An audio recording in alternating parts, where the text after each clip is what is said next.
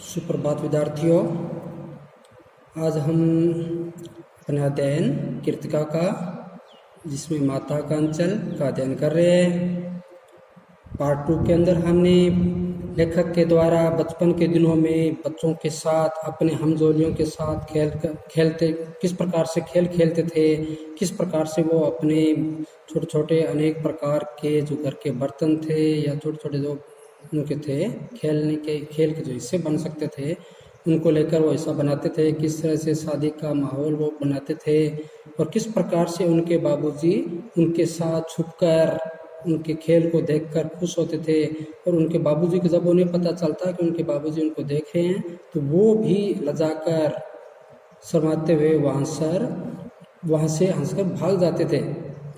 तो लेखक कहते हैं, आज हम पार्ट 3 यानी तीसरे में अध्ययन कर रहे हैं, पेज नंबर 5 के ऊपर। थोड़ी देर बाद फिर लड़कों की मंडली जुट जाती थी। मतलब जब एक बार वो भाग जाते थे अपने बाबूजी को देखकर शर्माकर, क्योंकि बच्चे होते हैं वो अपने ही खेल में मस्त होते हैं। जब बड़े बुजुर्ग या कोई भी अन्य उनके खेल में दखलंदाजी करते हैं तो उन बच्चों को थोड़ा शर्म महसूस होता है और शर्माते हैं वो, और फिर वहाँ से एक बार तो भाग जाते हैं। लेकिन फिर वो उसी तरह से अपनी मंडली में एकजुट होकर फिर लग जाते हैं। इकट्ठा होते ही राय जमती थी कि खेती की जाए। बस चबूतरे को छोड़ पर घिरनी गड़ जाती। घिरनी कहते हैं बच्चों कुएं से पानी निकालने वाली। उसके नीचे की गली कुआं बन जाती थी। मतलब जो नीचे की तरफ होती थी वो उसको कुआं कहलाती थी, और गिरनी ऊपर उसके ऊपर पानी निकालने वाली वो बन जाती थी। मूंज की बटी हुई पतली रस्सी में, मूंज एक प्रकार का एक पौधा होता है जिससे मूंज बनाई जाती है बच्चों, या एक रस्सी होती है कह सकते हैं, जिसे बटी हुई मतलब बट डाल कर कह सकते हैं, या जिसे काट कर बनाई जाती है। पतली रस्सी में एक चुक्कड़ बांध गराड़ी पर चढ़ाकर लटका दिया जाता है। ये चुक्कड़ बांध या चुकड़ी एक प्रकार का, बच्चों आपने पानी निकालने वाला देखा होगा किस प्रकार से रस्सी उस गिरनी से बंधी हुई होती है, और उसके एक पानी निकालने वाला एक यंत्र लगा होता है जिसको लटका दिया जाता है। और 2 लड़के बैल बनकर, मतलब पहले बैलों से ही पानी निकाला जाता था। तो यहाँ बच्चे अपने खेल के अंदर जो 2 लड़के होते हैं उनके साथी, उनको बैल बनाकर मोट खींचने लग जाती है। मोट उसे कहते हैं जो पानी निकालता है। पानी जब कुएं के अंदर वो जाती है नीचे गिरनी रस्सी के साथ बंधी हुई, और फिर वहाँ से अंदर से भरकर वापस गिरनी के द्वारा ऊपर आ जाती है, उसे मोट कहते हैं। चबूतरा खेत बनता, कंकड़ बीज और ठेंगा हल जुआठा, ठेंगा कहते हैं अंगूठा को इस प्रकार से हल का रूप देकर, और कंकड़ होते थे मिट्टी के, उनको बीज बना लिया जाता, और पूरे चबूतरे को खेत। बड़ी मेहनत से खेत जोतते बोए और पटाए जाते मतलब उखाड़ना, पूरी मिट्टी को उखाड़ना, हल के द्वारा हल चलाते हुए उसके अंदर मिट्टी को उखाड़ना। फसल तैयार होते देर न लगती, और हम हाथों हाथ फसल काट लेते थे। काटते समय गाते थे। यानी बच्चों का खेल था। थोड़ी देर में उनकी बुआई हो जाती, थोड़ी देर बाद बीज बोने के बाद उनकी फसल भी उगाती, तैयार हो जाती। ये बच्चों को खेल के अंदर, बच्चों आपको पता ही है, आप भी तो बचपन से निकल के आए हो, आपको भी तो पता है भी किस प्रकार के आप खेल खेलते थे। अनेक प्रकार के काल्पनिक दृश्य करते हो आप। तो जिस प्रकार से वो भी लेखक भी उसी प्रकार से अपने को बता रहे हैं किस प्रकार से उनका समय भी करते थे और फसल काटते समय उगाते थे। ऊंच नीच में बई कियारी जो उपजी सो भई हमारी। यहाँ ऊंच नीच मतलब उबड़ खाबड़, कुछ भूमि ऊंची है कुछ नीची है, उसके अंदर जो भी फसल उगाई है या पकी है वो सब हमारी है। इस प्रकार से वो उगाते। फसल को एक जगह रखकर उसे पैरों से रौंद डालते थे। कसोरे कहते हैं मिट्टी का बना हुआ एक कटोरा, बड़ा सा कटोरा जिसे कह सकते हैं, का सूप बनाकर उसाते, और मिट्टी के दिए के तराजू पर तोलकर राशि तैयार कर देते थे। उसाते मतलब तैयार करना, सूप बनाकर तैयार कर लेना, रख देना। मिट्टी के दिए के तराजू पर तोलकर राशि तैयार कर देते थे, और दिए होते थे उनके तराजू बना लेते। वो दिए जानती हो तो मिट्टी के जो दिए बने होते हैं उनके तराजू बना लेते थे, और उससे तोलकर राशि तैयार कर देते थे। इस बीच बाबूजी आकर पूछ बैठते, इस साल की खेती कैसी रही भोलानाथ। फिर बाबू उनको तैयार ही रहते। बच्चों खेल से बड़ा उनको भी बड़ा आनंद आता था। वो इस तरह से कहते, बस फिर क्या, हम लोग ज्यों का त्यों खेत खलिहान छोड़कर हंसते हुए भाग जाते थे, कैसी मौज की खेती। मतलब इस तरह से कोई किसी प्रकार का तनाव नहीं, किसी प्रकार का कोई भी, मतलब बच्चों का किसी भी प्रकार की कोई चिंता नहीं, हंसते खेलते और खिलखिलाकर भाग जाते, यानी मौज मस्ती से उनका बचपन बीतता था। ऐसे नाटक हम लोग बराबर खेला करते थे। बटोई भी कुछ देर ठिठकर हम लोगों के तमाशे देख लेते थे। बटोई कहते हैं राहगीर, रास्ते पे चलने वाले। कोई भी अगर मेहमान होता या कोई भी राहगीर होता, वो हमारे इस प्रकार के खेल को देखता और थोड़ी देर के ठिठक कर, कहते हैं तो थोड़ी सी बाधा के साथ रुककर, मतलब उनको वो विवश हो जाते थे। रुक कर ठिठक करना मतलब होता है विवश हो जाना। तो ठिठक कर हम लोगों के तमाशे देख लेते, मतलब वो भी मजबूर हो जाते थे हमारा खेल देखने के लिए। जब कभी हम लोग ददरी के मेले में जाने वाले आदमियों का झुंड देख पाते, तब कूद कूद कर चिल्लाने लगते थे। यानी जब हम ददरी के मेले में जाने वाले आदमियों का झुंड देखते, तब हम कूद कूद कर चिल्लाने लगते थे, चलो भैया ददरी सत्तू पिसान की मोटरी। तो पिसान कहते हैं, सत्तू पिसान मतलब आटा पिसाई करना, यानी कि जो लोग उस जाते थे तो आटे को पिसाई के लिए वो कहते थे कि भाई ले दो और आटा पिसवा लो। अगर किसी दूल्हे के आगे आगे जाती हुई ओहरदार पालकी, अगर दूल्हे के आगे आगे जाती हुई ओहरदार पालकी देख पाते, तब खूब जोर जोर से चिल्लाने लगते थे। ओहरदार मतलब ऐसे मान ऊपर कपड़ा डाला हुआ, उसकी झालर सी बनाई हुई थी, उसकी सजावट के रूप में जो भी मान लो किसी प्रकार का कपड़ा लटकता होता था, उसमें इस तरह देख देख कर खूब जोर से चिल्लाते हंसते। आगे पेज नंबर 6 पर देखिए बच्चों।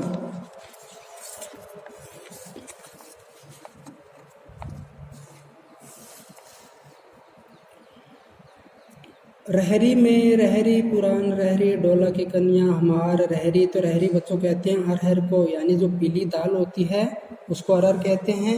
उसके लिए कह रही है भी पीली दाल रहरी पुरान रहरी डोला की कन्या हमार महरी, मतलब हमारे डोलिया के अंदर हमने पीली दाल अपने डाल ली है, अरहर को डाल लिया है। इसी पर एक बार बूढ़े वर ने हम लोगों को बड़ी दूर तक खदेड़ कर ससुर ने वैसा जमाई ढूंढ निकाला था। मेरी कहते हैं कि दूर तक खदेड़ डैलों से मारा था। उस कसूट 26 की सूरत आज तक हम याद है, न जाने किस ससुर ने वैसा जमाई ढूंढ निकाला था। तो यहाँ पर लेखक एक व्यंग्य करते हुए कहते हैं कि किस प्रकार से एक बूढ़ा वर यानी कि वृद्ध व्यक्ति जो वर के रूप में मानो जा रहा था और हम उसके पीछे पीछे हो लिए। मतलब रहरी रहरी हमारी पुरानी रहरी, मतलब पुराने रहरी अरहर को यहाँ पर कह रहे हैं मजाक, हमने मजाक के रूप में इस तरह कहा कि किस प्रकार से उस वर ने ऐसी डोली तैयार कर ली है कि आज इस उम्र में वो शादी करने जा रहा है। तो उस तरह से वो बड़ी दूर तक खदेड़ कर ढेलों से मारा था। बूढ़े वर ने हमारे पीछे हो लिया, ढेले मार मार कर हमारे पीछे फेंक रहा था, मतलब वो खींच कर ऐसा कर रहा था। उस कसूर 26 की सूरत आज तक हमें याद है, न जाने किस ससुर ने, मतलब ऐसा कौन व्यक्ति था जो इतनी मालूम उम्र का या वृद्ध व्यक्ति को अपने जवाई के रूप में स्वीकार किया था या ढूंढा था। वैसा घोड़ मुहा आदमी हमने कभी नहीं देखा। मतलब इतना वो बुजुर्ग व्यक्ति था, वो शादी के लायक नहीं था, फिर भी वो इस तरह में शादी कर रहा था। तो यहाँ पर एक व्यंग्य कस रहा है कि ऐसे व्यक्ति को शादी की कहाँ जरूरत थी। आम की फसल में कभी कभी खूब आंधी आती है, आंधी के कुछ दूर निकल जाने पर हम लोग बाग की ओर दौड़ पड़ते, वहीं चुन चुन कर गुले गुले गोपी आम चावते थे। तो यहाँ पर वो कह रहे हैं कि किस प्रकार से वो वहाँ जाकर बाग की ओर दौड़ पड़ते थे। आंधी आती थी तो जिस तरह से बच्चों बेर की जो हमारा पेड़ होता है उसके अंदर बेर झड़ते हैं, या उसी प्रकार से आम की भी अगर मान पके हुए आम होते हैं, आंधी आती है तो वो भी नीचे गिरने लग जाते हैं। तो इस तरह कह रहे हैं हमने भी चुन चुन कर खूब गुले गुले गोपी आम चबाते थे। एक दिन की बात है, आंधी आई और पट पड़ गई। यानी आंधी आई और पट पड़ना मतलब कहते हैं कि नीचे पड़ना, और चारों तरफ खुल गई। वैसे पट दीवार को या पर्दा को कहा जाता है। तो यहाँ पर कहते हैं बहुत जोरदार आंधी आ जाना, एक दीवार के रूप में से जैसे आ रही हो। आकाश काले बादलों से ढक गया, मेघ गरजने लगे, मतलब बादल गरजने लगे, बिजली कौंधने लगी और ठंडी हवा सनसनाने लगी। पेड़ झूमने और जमीन चूमने लगे और हम लोग चिल्ला उठे। मतलब बरखा का मौसम यानी बारिश का मौसम, चारों तरफ बारिश का मौसम नजर आ रहा था। तो उसके 1 पैसा की लाई बाजार में छितराई, बरखा उधर बिलाई। तो यहाँ पर 1 पैसा की लाई मतलब 1 पैसा लेकर हम बाजार में गए और चारों तरफ बाजार में छितरियां फैलने लगी और बरखा उधर बिलाई और बरखा आकर भी अपना रूप दिखाने लगी। लेकिन बरखा न रुकी और भी मूसलाधार पानी होने लगा। तो यहाँ बच्चों लेखक का कहना मतलब लेखक कह रहा है कि हमने भी 1 पैसा लेकर बाजार में कहते हैं कि डाल दिया, या एक बाजार में अगर कह सकते हैं 1 पैसा डाल देने से कहते हैं कि बरखा रुक जाती है, उस स्थान से चली जाती है। लेकिन ऐसा नहीं हुआ, वर्षा और तेज चलने लगी। लेकिन बच्चों ऐसा कभी होता है, प्रकृति तो अपने रूप में कार्य करती है, वो किसी के कहने सुनने से नहीं मानने वाली या चलने वाली, उसको कुछ भी नहीं चाहिए। तो इस प्रकार से यहाँ पर वर्णन कहते हैं कि बरखा न रुकी और मूसलाधार पानी होने लगा। हम लोग पेड़ों की जड़ से सट गए, जैसे कुत्ते के कान में अठई जानते हो बच्चों, जो एक प्रकार का कीड़ा होता है जो कुत्ते के कान में चिपक जाता है। तो कहते हैं हम भी उसी प्रकार से पेड़ के पास जाकर उसके तने से चिपक गए, मगर बरखा जमी नहीं और थम गई। जमी नहीं मतलब लगातार बारिश नहीं हुई और थोड़ी देर के बाद में वो रुक गई। बरखा बंद होते ही यानी बारिश बंद होते ही बाग में बहुत से बिच्छू नजर आए। हम लोग डर कर भाग चले। हम लोगों में बेजू बड़ा ढीठ था। बेजू नाम का एक लड़का था, वो बड़ा ढीठ था। ढीठ कहते हैं बिल्कुल अलग ही प्रकार के विचार वाला, यानी कि वो जिद्दी था। जो उसको जैसा कहा जाता वह उसका उल्टा कर दा। संयोग की बात, बीच में मूसम तिवारी मिल गए। बेचारे बूढ़े आदमी को सूझता कम मतलब कम दिखाई देता था। बेजू उनको चिढ़ाकर बोला, यानी जिद्दी व्यक्ति होता है वो अलग ही प्रकार के अपने कार्य करता है, वो कुछ न कुछ ऐसा अटपटा करता है जो किसी को अच्छा नहीं लगे। बुढ़वा बेईमान मांगे करेला का चोखा। अब यहाँ पर कह रहे हैं कि एक तो बूढ़ा है ऊपर से बेईमान और मांग रहा है करेला का चोखा, मतलब उसको करेला का टेस्ट चाहिए। यानी एक तो बूढ़ा और ऊपर से उसको करेला का टेस्ट चाहिए। हम लोगों ने भी बेजू के सुर में सुर मिलाकर यही चलाना शुरू किया। मूसम तिवारी ने बेहताशा खदेड़ा, मतलब वो भी उन बच्चों के पीछे हो लिए दौड़ते हुए कि ये सब क्यों कर रहे हो। हम लोग तो बस अपने अपने घर की ओर आंधी हो चले, मतलब आंधी करो तेज बेहताशा दौड़ते हुए घर की तरफ भाग गए। जब हम लोगों ने मिल सके तब तिवारी जी सीधे पाठशाला में चले गए। जब हम लोग न मिल सके तब तिवारी जी सीधे पाठशाला में चले गए। वहां से हमको और बेजू को पकड़ लाने के लिए 4 लड़के यानी गिरफ्तारी वारंट, यानी वो सीधे हमारे गुरुजी के पास जाकर उन्होंने शिकायत की कि ये बच्चे आप कैसे करते हैं। बच्चे आप भी अगर रास्ते में अगर कहीं से किसी को सताते हो तो सीधे आपके स्कूल में पहुंच जाएंगे। जिस तरह से लेखक के और उसके मित्रों ने किया था, तो सीधे वो जाकर उनके गुरुजन को शिकायत कर दी। तो बच्चों अगर आप भी अगर इस तरह से किसी को सताओगे, किसी वृद्ध व्यक्ति का मजाक बनाओगे, तो वो भी तो ऐसा भी कर सकते हैं। हमें ऐसा नहीं करना चाहिए।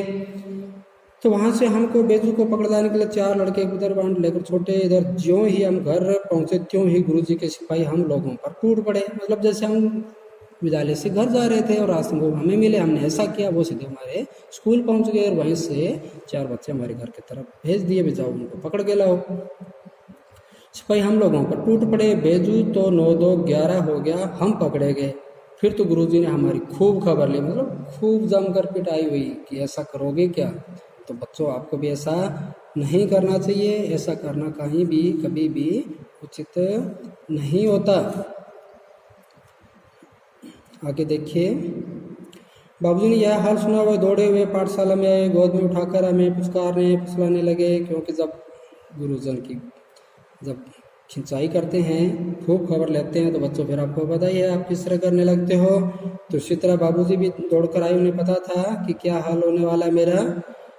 हम पर दुलारने से चुप होने वाले लड़के नहीं थे कि हम बिल्कुल एकदम फुसकारने वाले से तो चुप रहने वाले थे नहीं। तो रोते रोते उनका कंधा आंसुओं से तर कर दिया। वह गुरुजी की चिरौरी यानी दीनता पूर्वक की जाने वाली प्रार्थना या विनती करके हम घर ले चले। वो हमें इस तरह से डांट कर चुप कराकर, मतलब पहले डांटा और फिर उन्होंने विनती की कि जाओ आप इसको घर ले जा सकते हो। रास्ते में फिर हमारे साथी लड़कों का झुंड मिला, वो भी फिर उसी तरह से जोर से नाचते और गाते जा रहे थे।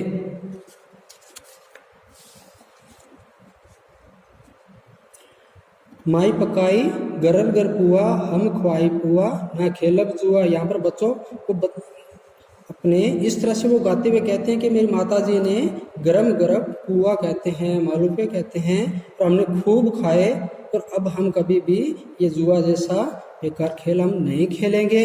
तो इस प्रकार से वो उस तरह कहते हैं कि फिर क्या था, हमारा रोना धोना भूल गए। यानी कि जैसे ही हम घर पे गए तो हमारे इस तरह से गरम गरम जब मालपुए मिले, हमने खूब खाया, और फिर हमने कहा आज के बाद हम ऐसा नहीं करेंगे, ऐसा कोई गलत कार्य नहीं करेंगे। फिर क्या था, हमारा रोना धोना भूल गए, हम हट करके बाबूजी की गोद से उतर पड़े और लड़कों की मंडली में मिलकर लगे वही तान सुर अलापने। तब तक सब लड़के सामने वाले मकई के खेत में दौड़ पड़े।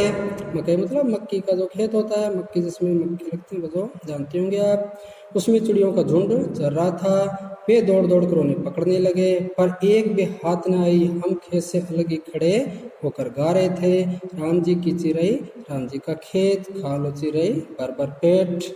जो यानी राम जी का चिड़िया और राम जी का ही खेत, और खा लो बच्चे सभी भर भर पेट। तो बच्चों आज हम अध्ययन पार्ट नंबर 3 के अंदर जान करते हैं, आगे पार्ट नंबर 4 के अंदर आगे वर्क करेंगे। जय हिंद।